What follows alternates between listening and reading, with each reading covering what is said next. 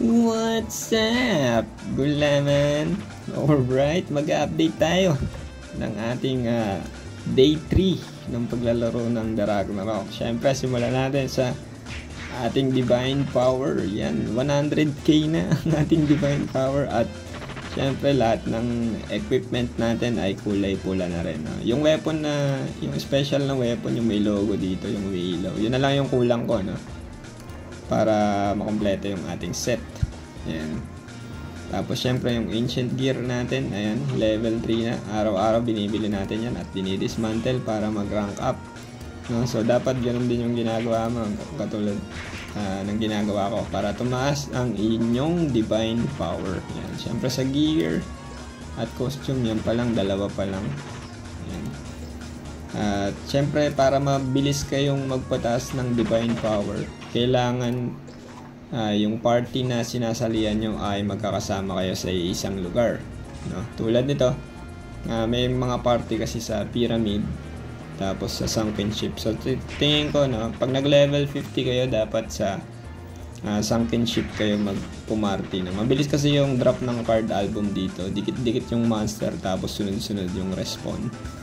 Yan, kumpara sa pyramid, no? Hanggang siguro gagawin nyo lang siya ng 1 hour or 2 hour, maglilimit na yung card album nyo. Hindi katulad pag pyramid, buong araw ka na dyan, wala pa yung hindi pa naglilimit yung card album mo. So mag sunken ship kayo, tapos magsama-sama kayo sa isang lugar, no? Kahit mababa yung XP, no? Pag magpa-farm ka lang naman ng ang tawag dito, ng card album. Yan.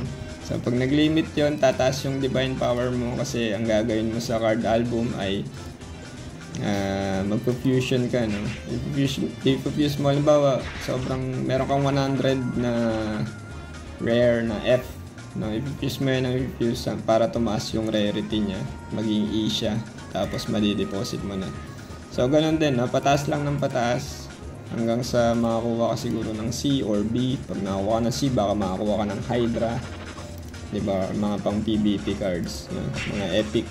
Yan, makukuha mo yan kaka-fusion.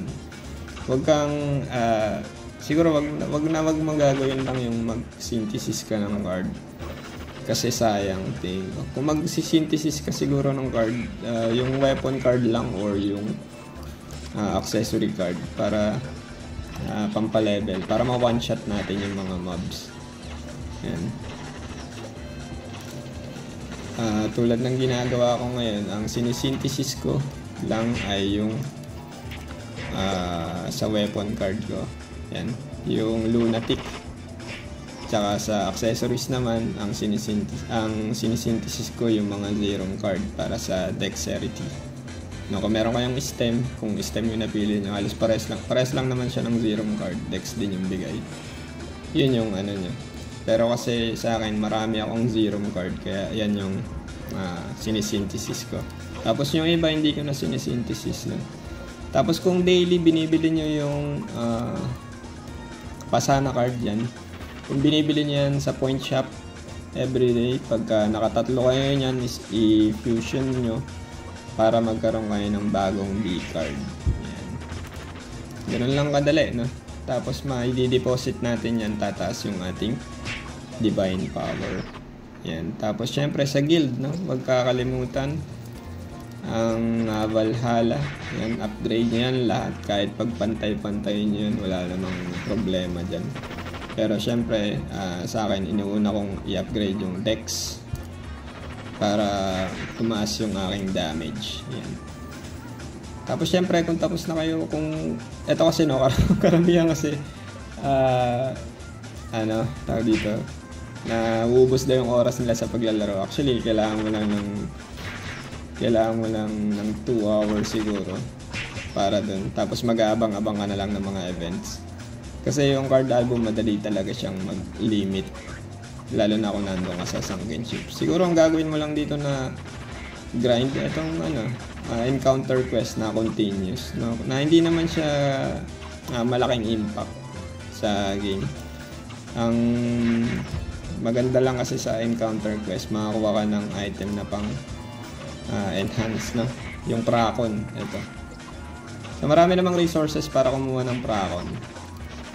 Kaya kahit hindi ka, siguro kung hindi, wala kang masyadong time, okay lang kahit hindi mo siya gawin yung encounter quest. Kahit 5 encounter quest lang a day, okay na yun para sa akin. Yan. Yan, makakuha ka ng mga Ilunium, Oridicon. Yan, may MVP event ulit, di ba? Pero tapos na ako dito nakakuha ko na yung rewards. So, yun lang, no? 4-hour update para mas mabilis kayo makapagpa 100k. At kita-kits ulit next video. Bye-bye!